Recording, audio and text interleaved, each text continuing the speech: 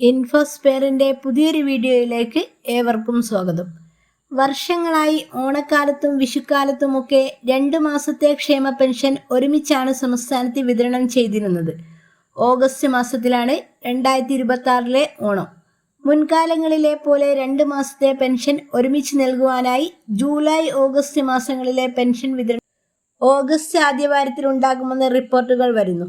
സർക്കാർ ജീവനക്കാർക്ക് ഓണക്കാലത്ത് ബോണസും ഉത്സവ ഭത്തയും ശമ്പള അഡ്വാൻസുമെല്ലാം ലഭിക്കുന്ന സാഹചര്യത്തിൽ സംസ്ഥാനത്തെ 62 ലക്ഷത്തോളം വരുന്ന പെൻഷൻ ഗുണഭോക്താക്കൾക്ക് ഓണക്കാല ഉത്സവ ചിലവുകൾക്ക് സഹായമായി 2 മാസത്തെ പെൻഷൻ തുക 4000 രൂപ വിതരണം ചെയ്യുന്നതിൻ്റെ ചർച്ചകൾ ഇപ്പോൾ നടന്നു വരികയാണ്. ഇനി പതിവ് പോലെ ജൂലൈ മാസ പെൻഷൻ 2000 രൂപ ജൂലൈ 25 മുതൽ വിതരണം തുടങ്ങിയാൽ സെപ്റ്റംബർ മാസത്തെ പെൻഷൻ അഡ്വാൻസായി ഓഗസ്റ്റ് മാസത്തെ പെൻഷനോടൊപ്പം നൽകിയാലേ 4000 വീതം ഗുണഭോക്താക്കൾക്ക് ലഭിക്കുകയുള്ളൂ. പുതിയ UDF സർക്കാരിൻ്റെ ആദ്യ ഓണക്കാല ക്ഷേമ പെൻഷൻ വിതരണമായതിനാൽ തന്നെ 2 മാസത്തെ പെൻഷൻ തുകയായ 4000 ഒന്നിച്ചുണ്ടാവുമെന്നുള്ള ശക്തമായ സൂചനയാണ് ഇപ്പോൾ പുറത്തു വരുന്നത്. അടുത്ത അറിയിപ്പ്: ഓണക്കാലത്തെ വിലക്കയറ്റം നിയന്ത്രിക്കാനും ജനങ്ങൾക്ക് ആശ്വാസമൊരുക്കാനും സപ്ലൈകോയ്ക്ക് 253 കോടി രൂപ അനുവദിച്ച് സംസ്ഥാന സർക്കാർ. ഇതിൽ ഓണവിപണി നടത്തിപ്പിന് 200 കോടി രൂപയും AAY മഞ്ഞക്കാർഡ് വിഭാഗത്തിനുള്ള ഓണക്കിറ്റിനായി 53 കോടി രൂപയുമാണ് ചിലവഴിക്കുക. ഭക്ഷ്യ സിവിൽ സപ്ലൈസ് മന്ത്രി അനൂപ് ജേക്കബിൻ്റെ അഭ്യർത്ഥന പരിഗണിച്ച് മുഖ്യമന്ത്രിയുടെ ഇടപെടലിനെ തുടർന്നാണ് ധനവകുപ്പ് തുക അനുവദിച്ചത്.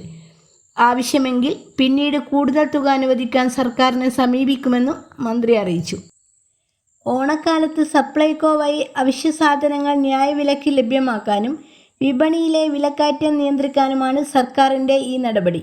ഇത്രയും വലിയ തുക ഒരുമിച്ച് ഓണവിപണിക്കായി മുമ്പ് അനുവദിച്ചിട്ടില്ലെന്നും അനൂപ് ജേക്കബ് വ്യക്തമാക്കി. സർക്കാരിൻ്റെ വിപണി ഇടപെടൽ കൂടുതൽ കാര്യക്ഷമമാക്കാനും വിലക്കയറ്റം നിയന്ത്രിക്കാനുമുള്ള മാർക്കറ്റ് ഇൻ്റർവെൻഷൻ സ്കീമിൽ നിന്ന് തുക അനുവദിക്കണമെന്നും മന്ത്രി ആവശ്യപ്പെട്ടിരുന്നു. സംസ്ഥാനത്ത് പരിമിതമായ തോതിൽ പ്രത്യേക വിഭാഗങ്ങൾക്കായി നേരത്തെ ഓണത്തിന് സഹായങ്ങൾ നൽകിയിരുന്നെങ്കിലും സംസ്ഥാന വ്യാപകമായി സൗജന്യ ഓണക്കിറ്റ് പദ്ധതി ഉണ്ടായിരുന്നില്ല. പിണറായി സർക്കാർ അധികാരത്തിലെത്തിയ ശേഷം കോവിഡ് കാലത്താണ് മഹാമാരിയുടെ പശ്ചാത്തലത്തിൽ സംസ്ഥാനത്തെ എല്ലാ റേഷൻ കാർഡ് ഉടമകൾക്കും സൗജന്യ ഓണക്കിറ്റ് വിതരണം ചെയ്തത്. ഏതാനും വർഷം ഇത് തുടരുകയും ചെയ്തു. 2022 മുതൽ സാമ്പത്തിക സാഹചര്യങ്ങൾ കണക്കിലെടുത്ത് ഓണക്കിറ്റിൻ്റെ വിതരണം അന്ത്യോദയ അന്നയോജന മഞ്ഞക്കാർഡ് പോലുള്ള മുൻഗണനാ വിഭാഗങ്ങളിലേക്ക് പരിമിതപ്പെടുത്തി. മറ്റു റേഷൻ കാർഡ് ഉടമകൾക്ക് സപ്ലൈകോയുടെ ഓണച്ചന്തകളിലൂടെ സബ്സിഡി നിരക്കിൽ സാധനങ്ങൾ ലഭ്യമാക്കുന്ന രീതി നിലവിൽ വരികയും ചെയ്തു.